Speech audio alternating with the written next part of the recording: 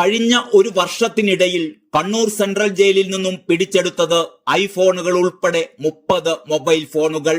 ഇതുമായി ബന്ധപ്പെട്ട് town police എടുത്തത് 14 കേസുകൾ.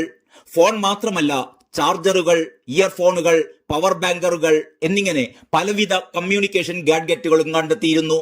തടവുകാരുടെ ഇടയിൽ മൊബൈൽ ഫോണുകൾ സജീവമാണ് എന്നതിന് ഇതിൽ കൂടുതൽ തെളിവുകൾ വേണോ? ഈ സാഹചര്യത്തിൽ ഇതുമായി ബന്ധപ്പെട്ട അന്വേഷണം ശക്തമാക്കാൻ ജയിലധികൃതർ തീരുമാനിച്ചു എന്നാണ് ഏറ്റവും പുതിയ റിപ്പോർട്ടുകൾ സൂചിപ്പിക്കുന്നത്. മൊബൈൽ ഫോണുകൾ ജയിലിലേക്ക് എത്തുന്ന വഴികൾ തേടുകയാണ് പോലീസ്. ഫോണുകളുടെ ഉറവിടം അന്വേഷിക്കാൻ കണ്ണൂർ സിറ്റി പോലീസ് കമ്മീഷണറുടെ നേരിട്ടുള്ള മേൽനോട്ടത്തിൽ അന്വേഷണം ആരംഭിച്ചിരിക്കുകയാണ്.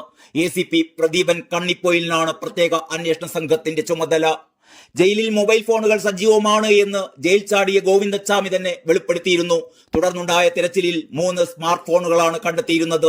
ഇതൊക്കെ നടന്നിട്ട് മാസങ്ങളായി എങ്കിലും ജയിലിലേക്ക് മൊബൈൽ ഫോണുകൾ എത്തുന്ന വഴികൾ അടയ്ക്കാൻ ഇപ്പോഴാണ് പോലീസ് തീരുമാനിച്ചിരിക്കുന്നത്.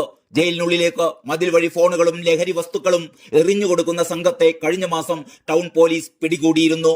ഒരേറിന് 1000 രൂപ പ്രതിഫലം കിട്ടുമെന്നാണ് ഇവർ പോലീസിനോട് പറഞ്ഞിരുന്നത്. സുഹൃത്തുക്കൾ വഴിയാണ് സാധനങ്ങൾക്ക് തടവുകാർ ഓർഡർ ചെയ്യുന്നതത്രേ. എല്ലാ രാഷ്ട്രീയ കക്ഷികളിലും പെട്ട തടവുകാർ ഇങ്ങനെ വിവിധ സാധനങ്ങൾ ഓർഡർ ചെയ്യാറുണ്ട്, മൊബൈൽ ഫോണുകൾ ഉൾപ്പെടെ. ജയിലിനകത്തെത്തുന്ന മൊബൈൽ ഫോണുകൾ ഒളിപ്പിക്കാൻ തടവുകാർക്ക് പല വഴികളുമുണ്ട്. തെങ്ങിൻ മുകളിൽ വരെ അവർ ഫോണുകൾ ഒളിപ്പിച്ചു വെക്കും. 3 ഫോണുകൾ കണ്ടെത്തിയത് തെങ്ങിന്റെ മണ്ടയിൽ നിന്നായിരുന്നു.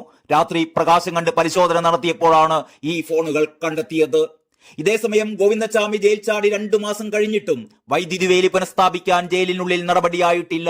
കഴിഞ്ഞ 3 വർഷമായി വേലിയിലൂടെ വൈദ്യുതി പ്രവഹിക്കുന്നില്ല.